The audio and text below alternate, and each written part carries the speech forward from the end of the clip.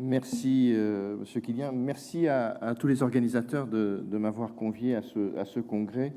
Et c'est toujours intéressant, je suis sûr, d'échanger entre les juristes et les médecins, notamment sur cette question d'imputabilité, qui est assez compliquée. Je n'ai pas fait de PowerPoint, je n'ai pas pris le temps, j'en suis désolé, mais je vais essayer de retenir votre attention quand même. La première chose que je voudrais dire, c'est qu'intervenir après un professeur d'université sur ce sujet, c'est toujours un challenge. Parce que quand on lit Stéphanie Porchy-Simon, qui est l'auteur du précis Dallot sur le droit du dommage corporel, je la cite, « Sur le plan théorique, l'étude du lien de causalité est l'une des plus complexes, des plus abstraites et des plus insolubles du droit. » C'est ce qu'elle écrit dans son précis Dallot. Donc voilà ce qu'on va essayer quand même d'en parler. La question du lien de causalité et de l'imputabilité que nous évoquons, vous l'avez compris, fait l'objet d'une approche très différente entre les juristes et les scientifiques. Le médecin parle d'imputabilité quand le juriste parle de lien de causalité, et la Cour de cassation rappelle régulièrement que la causalité juridique ne se confond pas avec la causalité des scientifiques. Un exemple pour illustrer cela, très simple, c'est un arrêt du 28 mai 2009. Le 6 février 1997, dans les locaux de l'entreprise, une altercation entre deux salariés, M. X et M. Y. M. Y est blessé, il a une fracture du coude ayant nécessité une intervention chirurgicale en 1999 et il fait assigner l'employeur et M. X devant le tribunal en responsabilité et indemnisation. Après cette intervention chirurgicale, sont apparus des troubles névrotiques, tentatives de suicide, hospitalisation, etc. Les deux experts, appelés successivement à donner leur avis sur l'origine des troubles psychiatriques dont souffre M. Y, s'accordent à fixer, à la fin de l'année 1999, l'apparition des troubles. Ils indiquent qu'au cours de l'année 1999, M. Y a subi une intervention chirurgicale portant sur le coude et que cela a nécessité une intervention avec une persistance d'une impotence fonctionnelle qui n'a pas été améliorée. Il précise qu'il a fait l'objet d'une hospitalisation à demande d'un tiers, qu'il a ensuite fait une tentative de suicide, puis il a été à nouveau en hospitalisation libre, et depuis janvier 2000, il est régulièrement suivi par un psychiatre du centre médico-psychologique. L'expert numéro 1 évoque une névrose infantile et des événements de vie antérieurs à l'accident, alors que l'expert numéro 2 évoque une névrose post-traumatique qui ne constitue pas en soi une structuration névrotique de personnalité constante. Tous deux s'accordent à dire que M. Y ne présentait pas de tels troubles avant l'altercation. Seul l'expert numéro 2 conclut à l'existence d'un lien de causalité entre l'apparition des troubles névrotiques et l'agression. En toute hypothèse, il est constant que l'intervention chirurgicale pratiquée en 1999 est une conséquence de l'accident, qu'elle se trouve à l'origine de l'apparition des troubles n'engendrant jusque-là aucune incapacité et non traitée jusqu'en 1999, l'expert numéro 1 relevant à cet égard qu'entre l'agression et l'intervention chirurgicale, aucun médecin certificateur ne fait état d'une quelconque pathologie psychiatrique. Donc on voit bien là la différence entre la causalité scientifique et la causalité juridique.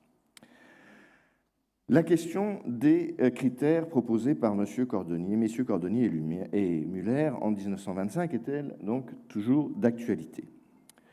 Je ne vais pas reprendre ces critères, ils ont été expliqués tout à l'heure, et en tous les cas, on les retrouve, au moins en substance. Lorsque la jurisprudence exige aujourd'hui un lien de causalité direct et certain, mais non exclusif, pour autant, le caractère direct et certain est parfois modulable. Le lien de causalité est-il direct quand on admet la preuve par présomption? Et le lien de causalité est-il certain lorsqu'on parle de perte de chance? Ce sera les deux premiers points, mais comme je ne suis pas universitaire, finalement, j'ai fait 4 parties, et non pas 2, et j'aborderai également la question de l'aggravation, et auparavant aussi, je souhaite dire un mot justement sur cette question de la perte de chance. Deux conceptions de la causalité, ça a été évoqué, je ne reviens pas dessus, la théorie de l'équivalence des conditions, dès lors qu'il y a une cause, eh bien on prend celle-là et on dit qu'il y a un lien de causalité établi, et l'autre théorie qui hiérarchise les causes du dommage, et dans ce cas-là, c'est ce qu'on appelle la causalité adéquate. Et Madame le professeur l'a dit, la jurisprudence n'a pas vraiment opté pour l'une ou l'autre des théories. Le juge est essentiellement pragmatique, il analyse les preuves qui lui sont soumises pour établir ou non le lien causal, et il recourt à l'équivalence des conditions ou à la causalité adéquate selon, mais c'est vrai que c'est plus facile de recourir à l'équivalence des conditions.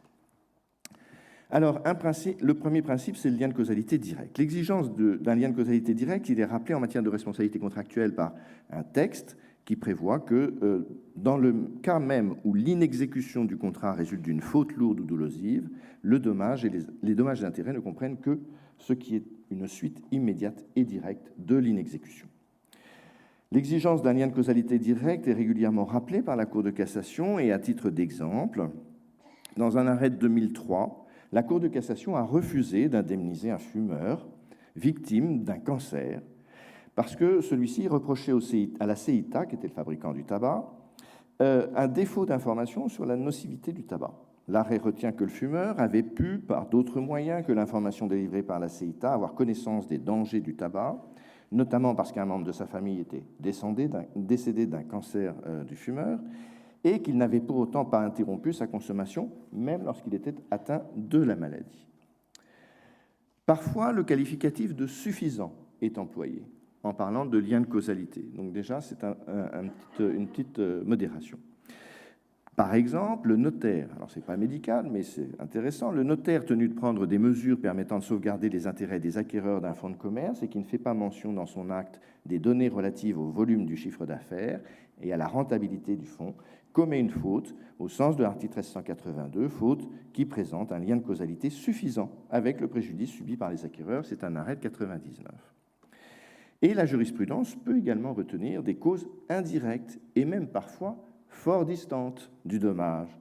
Notre Cour, par exemple, a décidé qu'une cour d'appel avait pu déduire de ces constatations selon lesquelles la contamination d'un éboueur par le virus du VIH, suite à des piqûres accidentelles sur des seringues provenant d'un cabinet médical et contenues dans les ordures ménagères d'un immeuble, ne se serait pas produite si ces ordures avaient été laissées dans le bac prévu à cet effet, pour être enlevées dans des conditions excluant toute manipulation autre que celle du bac lui-même. L'existence d'un lien de causalité certain entre les fautes commises par le médecin et le syndicat de copropriétaires d'une part, et la contamination d'autre part, c'est un arrêt de 2005. En matière d'accident de la circulation, lorsque celui-ci nécessitait une intervention, notamment une transfusion, qui a eu des conséquences dommageables pour la victime, comme par exemple une contamination imputable aux produits transfusés, c'est la même solution. Donc, on peut conclure que le caractère indirect du lien de causalité ne fait pas nécessairement obstacle à la reconnaissance du fait causal, dès lors que l'enchaînement causal est ininterrompu et que le lien, à condition que le lien de causalité soit certain. C'est mon deuxième point. La certitude en matière médicale est pourtant souvent difficile à établir. Le traumatisme doit, par sa nature, être capable de déterminer l'affection considérée. C'est sans doute dans le caractère certain du lien de causalité que les juristes et les scientifiques divergent le plus. On rappelle souvent que la preuve est libre, que le lien de causalité peut être prouvé par tout moyen, ça a été rappelé à l'instant, et notamment par présomption, dès lors que ces présomptions sont graves, précises et concordantes. Par exemple, un arrêt de 2008 où monsieur, qui est brancardier, avait subi entre mai 92 et mai 93 la vaccination contre l'hépatite B, obligatoire pour tous les employés de la clinique. Peu après, il a ressenti des troubles qui ont conduit au diagnostic de la fameuse sclérose en plaques et la Cour de cassation a admis le lien de causalité dans le cadre d'un procès engendré contre la société Pasteur. Cependant, si l'action en responsabilité du fait des produits défectueux exige la preuve du dommage, du défaut et du lien de causalité entre le défaut et le dommage, une telle preuve peut résulter donc de présomption, pourvu qu'elle soit grave, précise et concordante. Et dans un arrêt de 2017, la Cour de cassation montre les limites de notre jurisprudence. Une personne a saisi le FIVA, donc il y a quand même des limites à tout cela. Une personne a saisi le FIVA, le Fonds d'indemnisation des victimes d'amiante, d'une demande d'indemnisation pour une pathologie tumorale thoracique.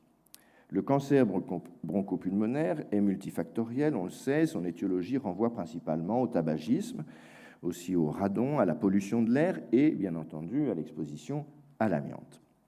Si la victime avait été prise en charge au titre d'une maladie professionnelle liée à l'amiante, le lien de causalité aurait été présumé, d'une présomption simple. Ce sont des arrêts 2006, 2015, il y a toute une série d'arrêts là-dessus. La victime, en l'espèce, espérait un tel renversement de la charge d'après. Elle espérait bénéficier de cette présomption. Mais elle ne peut pas en bénéficier. Pour la simple et bonne raison, c'est qu'elle n'a pas été exposée à l'amiante dans un cadre professionnel, mais en étant au contact des vêtements de travail de son époux. atteint d'une pathologie liée à l'amiante. Cette exposition indirecte n'a pas été anodine en ce que la victime a développé des plaques pleurales pour lesquelles elle a obtenu une indemnisation. Il y aurait là certainement un indice fort de causalité, mais la Cour de cassation affirme l'existence d'un lien direct et certain entre la présence, chez une victime non prise en charge au titre d'une maladie professionnelle occasionnée par l'amiante, de plaques pleurales et son exposition à l'amiante ne permet pas de présumer l'existence d'un lien de causalité entre cette exposition et le cancer bronchopulmonaire dont cette victime souffre par ailleurs. Autre exemple qui est beaucoup plus récent, 21 septembre 2015, c'est une affaire qui est en délibéré dans notre chambre. Je ne vous dirai pas donc le résultat de l'affaire, mais la Cour d'appel a examiné ce dossier. Monsieur R a été victime d'un accident de la circulation, lui occasionnant un traumatisme du rachis cervical. Il souffre de douleurs lombaires résiduelles. Il a d'abord consulté un neurologue, puis un neurochirurgien, puis un chirurgien orthopédiste, 1 fois, 2 fois, 3 fois, 4 fois. Et puis, au bout d'un moment, bien sûr, il y a été posé une indication opératoire.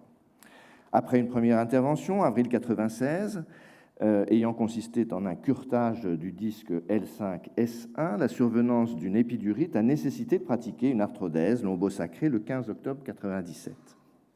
En raison d'importantes douleurs du membre inférieur gauche, en lien avec la mauvaise position d'une vis, le chirurgien a procédé à son ablation et à la mise en place d'une autre vis d'ostéosynthèse le 20 novembre 1997. Les suites opératoires ont été marquées par la persistance d'un syndrome douloureux et fonctionnel. Après une première expertise judiciaire diligentée en 1998, le chirurgien a diagnostiqué un syndrome de la queue de cheval en avril 1999. Après 3 expertises judiciaires, M. R, son épouse et sa fille ont assigné le chirurgien et son assureur. Le chirurgien et son assureur reprochent à l'arrêt de dire que le syndrome de la queue de cheval dont était atteint M. R était en relation directe et certaine avec les fautes médicales commises par le chirurgien. La Cour d'appel a relevé que M. R n'avait aucun antécédent sur le plan urogénital et sphinctérien avant l'intervention du 15 octobre 1997, que le chirurgien a commis des fautes techniques lors des interventions des 15 octobre et 20 novembre 1997, en mettant en place une vis S1 trop longue, puis en tardant à repositionner la vis L5. L'arrêt retient que M. R a signalé que dès cette intervention des douleurs à gauche, des troubles urinaires et une difficulté à aller à la selle, que sa pathologie initiale de hernie discale entraînant une sciatique se situait à droite, alors que le syndrome de la queue de cheval s'est développé principalement à gauche, de sorte que ce syndrome ne peut lui être relié directement et qu'aucune pathologie préexistante à l'intervention du 15 octobre 1997 ou apparue postérieurement ne peut expliquer l'apparition du syndrome de la queue de cheval. De ces constatations et énonciations, la Cour d'appel a déduit que ces éléments constituent des présomptions graves, précises et concordantes, que le syndrome de la queue de cheval est certainement et directement lié aux fautes commises par le chirurgien lors des interventions d'octobre 1997 et novembre 1997. Donc voilà l'état d'une jurisprudence, vous voyez, qui va assez loin dans les déductions.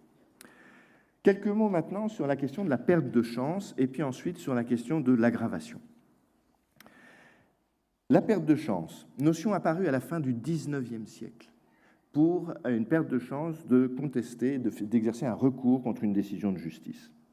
En matière de responsabilité médicale, c'est le Conseil d'État qui a eu recours à cette notion dans un arrêt de 1964 concernant la perte de chance d'un patient de ne pas être amputé perte de chance consécutive à une erreur de diagnostic. Il a évité bon.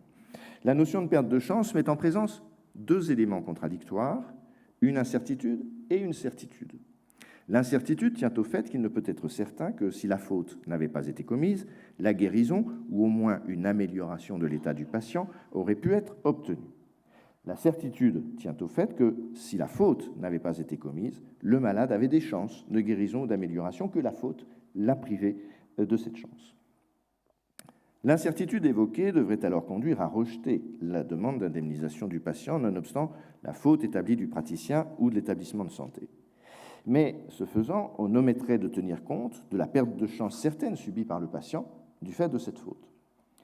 Toute la construction de la perte de chance en matière médicale repose sur le souci de concilier cette incertitude et cette certitude en évitant les 2 excès que constituerait le rejet systématique de toute indemnisation ou, à l'opposé, une indemnisation totale tout aussi systématique. S'agissant de la jurisprudence judiciaire, c'est l'arrêt Fèvre du 27 janvier 1970 qui est le premier arrêt véritablement didactique, exprimant avec force la position de la Cour de cassation. Il s'agissait d'un chirurgien, c'est souvent eux, hein, malheureusement, qui, en 1961, pratiqua sur sa patiente une intervention de chirurgie esthétique sous anesthésie locale à base de xylococaïne qu'il réalisa lui-même.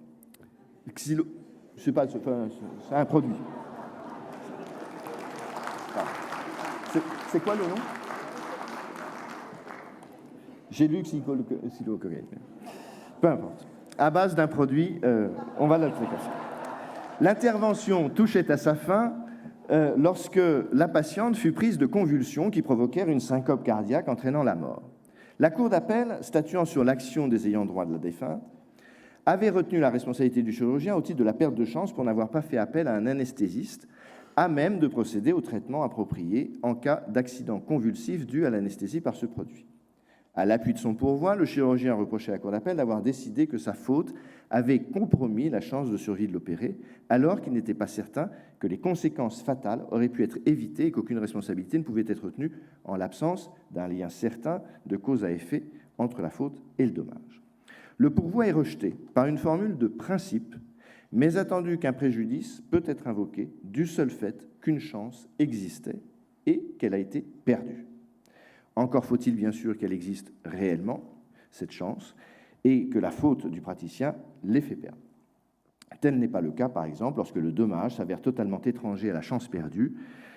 Vous avez un arrêt là-dessus en 88 à propos d'une prétendue chance d'éviter une surdité, dès lors qu'avant l'apparition de la complication survenue, on ne pouvait pas, en l'absence de signes méningés, ni poser un diagnostic, ni entreprendre un traitement de prévention, sans risque pour le malade. D'une façon générale, donc, la perte de chance ne peut bien entendu pas être seulement hypothétique. Dernière question que je souhaitais aborder, c'est la question de l'aggravation. Alors, si on parle d'aggravation, ça veut dire qu'on se réfère à un autre élément médico-légal qui est la consolidation. En fait, même si nous pouvons évaluer les préjudices futurs à la date de la consolidation, ce pronostic peut être aléatoire et le dommage est susceptible d'évoluer. Si le dommage évolue favorablement, bien entendu, on ne va pas revenir sur l'indemnisation qui a été allouée. En revanche, si le dommage s'aggrave, on peut indemniser les préjudices qui découlent de cette aggravation, de sorte à respecter le principe de réparation intégrale sans porter atteinte à l'autorité de la chose jugée. Certains proposent de distinguer l'aggravation du dommage et l'aggravation du préjudice, et c'est assez subtil. L'aggravation du dommage d'abord. L'aggravation du dommage, donc de l'atteinte, également appelée aggravation médico-légale, se caractérise par un dommage corporel nouveau par rapport aux constatations médicales ayant servi à l'indemnisation, mais bien sûr en lien direct et certain avec l'accident initial. La question qui se pose est donc de savoir si cette aggravation est imputable ou non à l'accident initial. Un arrêt rendu le 17 janvier 2013 illustre bien cette question. Jean-François est blessé le 5 décembre 1991 dans un accident de la circulation impliquant le véhicule conduit par M. Y, lequel a été jugé coupable de blessure involontaire par un tribunal correctionnel. À la fin de l'année 1993, Jean-François a subi au centre hospitalier une intervention chirurgicale en vue de l'ablation d'un fixateur externe posé à la suite de l'accident du 5 décembre 1991. Au cours de cette intervention, il a été victime d'un problème d'anesthésie et a présenté un arrêt cardio-circulatoire avec anoxie cérébrale, je n'ai pas dit de bêtises, qui l'a laissé gravement handicapé. Le médecin anesthésiste, M. Z, a été reconnu coupable de blessure involontaire. Sur l'action de la mère, qui est administratrice légale de Jean-François, parce qu'il était sous tutelle, les juridictions administratives ont condamné le centre hospitalier au paiement de diverses sommes en réparation du préjudice subi par son fils. Mais Madame A, la maman, a saisi la CIVI d'une demande de réparation du dommage causé par l'infraction commise par M. Z, puisque les juridictions judiciaires sont plus généreuses que les juridictions administratives. Et le FGTI a assigné, le Fonds de garantie donc des victimes d'infraction, a assigné M. Y et l'assureur en remboursement des sommes versées à Mme A. L'arrêt retient, c'est ça qui nous intéresse, que l'accident d'anesthésie imputé à faute à M. Z et qui a généré une partie des séquelles affectant Jean-François s'est produit au cours de l'opération du 9 novembre 1993, opération rendue nécessaire par l'accident de la circulation du 5 décembre 1991, dans la survenance duquel est impliquée la voiture de M. Y, assurée par. Que dès lors que plusieurs causes ont participé successivement à un même dommage et qu'elles ont été les conditions nécessaires, toutes en sont les causes. qu'en conséquence, M. Y et l'assureur seront tenus in solidum de rembourser le fonds de garantie des sommes qu'il a versées et la rente trimestrielle et viagère mise à sa charge. Donc la notion d'imputabilité doit répondre aux règles classiques d'un lien direct et certain avant l'accident. Ainsi, l'expert doit-il déterminer s'il s'agit d'une aggravation des lésions initiales stabilisées au moment de la consolidation ou, au contraire, si c'est une évolution naturelle due à l'âge ou une pathologie indépendante de la lésion. Dans un article publié en 2013, le docteur Benyounes, j'espère que j'écorche pas son nom, rapporte un cas assez intéressant d'aggravation esthétique reconnue par l'expert, bien qu'inhérent au phénomène physiologique du vieillissement. Cela concerne une femme âgée de 20 ans lors de l'accident, lequel accident était responsable d'une fracture du rocher, entraînant notamment une paralysie faciale.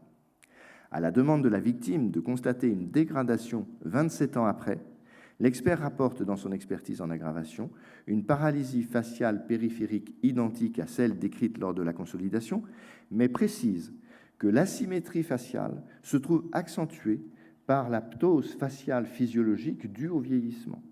La ptose physiologique s'effectue de manière dissymétrique compte tenu de la paralysie faciale imputable à un accident survenu 29 ans auparavant. Ça, c'était l'aggravation du dommage. L'aggravation du préjudice, j'en ai presque terminé. Il peut d'abord s'agir d'un nouveau préjudice n'ayant pas fait l'objet d'une demande d'indemnisation au moment de la liquidation définitive. Il s'agit ensuite surtout de l'aggravation d'un préjudice préexistant.